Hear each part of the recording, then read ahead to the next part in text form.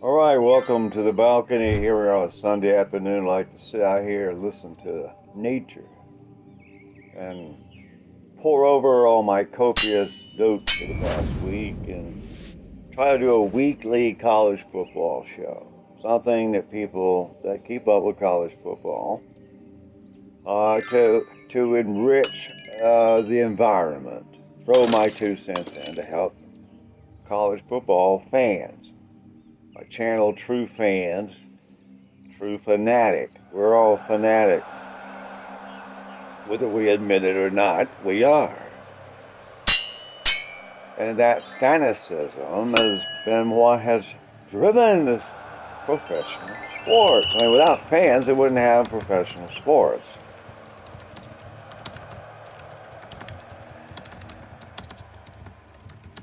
So our topic was around the idea of professional sports. Can it survive? Because college football is firmly a professional sport now. It's changed. It's professional. So I thought we should take a primer on professional sports, refresh our minds about what it really is and how fortunate we are to even have them. Think about what it takes to have big money invested in sport. It doesn't help anybody. It's not useful. It's extravagance. And it takes a successful society to have professional sports. It's a luxury. We better hang on to those if you can find them.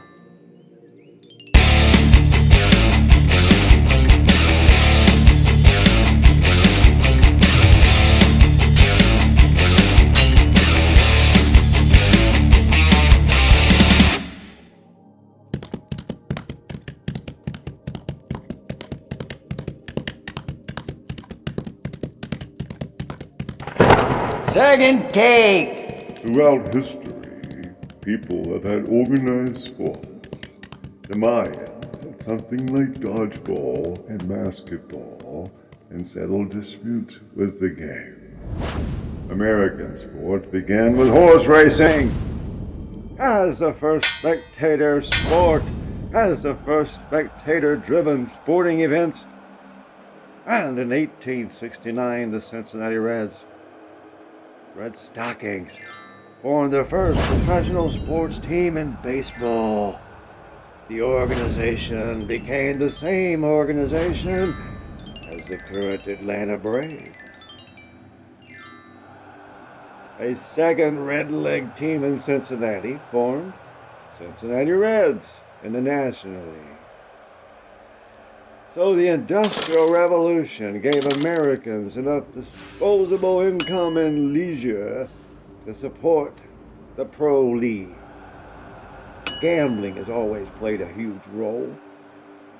Being socially accepted as pure professional leagues weren't automatically accepted. The Olympics were more, shall we say, looked at more favorably, and professional sports was almost a low scale, low class sort of thing at times, and they battled the image.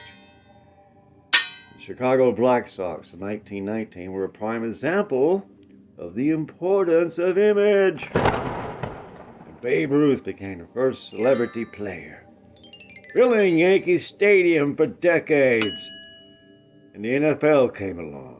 By 1950 had become nationally accepted. We will continue in just a moment. Okay, before we continue the topic, we're talking about professional sports because as college football fans, we don't have any choice. We're professional now. So we're trying to get familiar with the history of professional sports, the whole thing. We're talking about it. I wanted to clarify something before we get started. That we did change the channel name. Oh yeah, just a little thing there. You may have noticed if you subscribed recently, and we've had quite a few, thank you very much. We changed the channel name from True Fan to Second Take at the advice of our esteemed attorneys who felt like that would be a better name for our show. I agree, because True Fan sort of implies something totally different than what we're trying to do. Who cares if you're a true fan or a half fan? But we do topics that deserve a second take. That was the whole idea, things that stand out. And that's what we're here. Nothing's changed. We're still doing college football. We just called it Second Take. Our lawyer said change it, and I changed it. And I like it. Let me know what you think. Do you think the show should be called True Fan? Or should it be called what I just decided and call it Second Take? Let me know. I appreciate the feedback. Now, let's get back to it. We were talking about it. Let me find copious notes here. Hear that paper, Josh P? The thing I noticed, sports were driven in the 40s and 50s. Radio. Fans of all walks of life, even in the remotest of villages, listened to baseball on the radio. Most had a favorite team, even though that team might have played hundreds of miles from their farm or small town. They listened to them on the radio, and fans formed markets in strange arrangement. The Dodgers were big down south because they're on the radio. And so radio became the medium to deliver sports. Boxing matches were on the radio. Babe Ruth calls. Radio and sports was a good marriage. And in the 60s, television changed sports dramatically. By 1970, football had taken over baseball as the most watched sport. You believe that? I didn't believe it when I saw it happening, but totally do now. College football as we know it today really was more of a product of the expansion of television and college football. Today, college football is arguably a bigger thing than the NFL. So with college football becoming a pro league, what kind of changes should we expect now that we're not amateur anymore? We're not the Olympics, and we barely have to be in college. There's growing evidence that tradition, pageantry, at college football has gone away, and it's going away faster. No spring games, you get the picture. The verdict is still out. If there's truly a demand for 2 pro leagues, still in doubt if that'll work. No doubt. I didn't even need the one we had. I gave up on NFL 10 years ago. I just got tired of it. But the topic I wanted to get to was the concept of disposable income in sports. Fans have to pay or there won't be any sports, and we wanted to talk about that a little bit.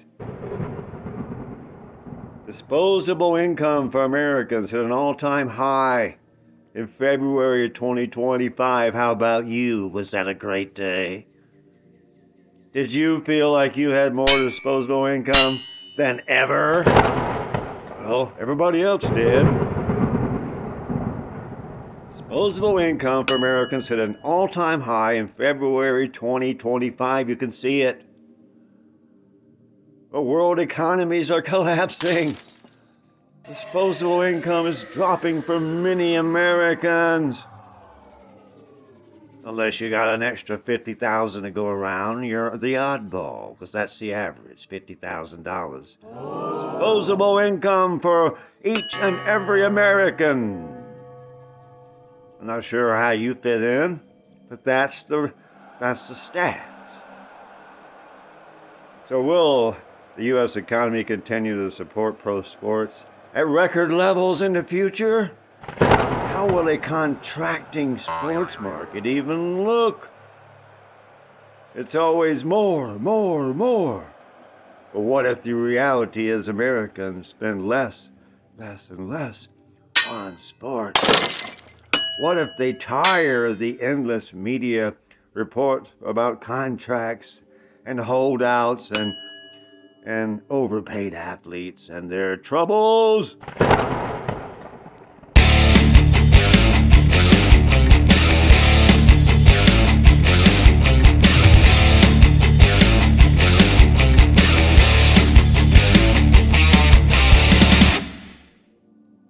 Well, in my opinion, college football will begin to cherish their traditions more and more. They need to keep that wall of separation from the NFL. There's good reasons for that. First of all, colleges operate on a completely different economy than a big city pro team. Colleges must maintain some distinction, or they just become arena football.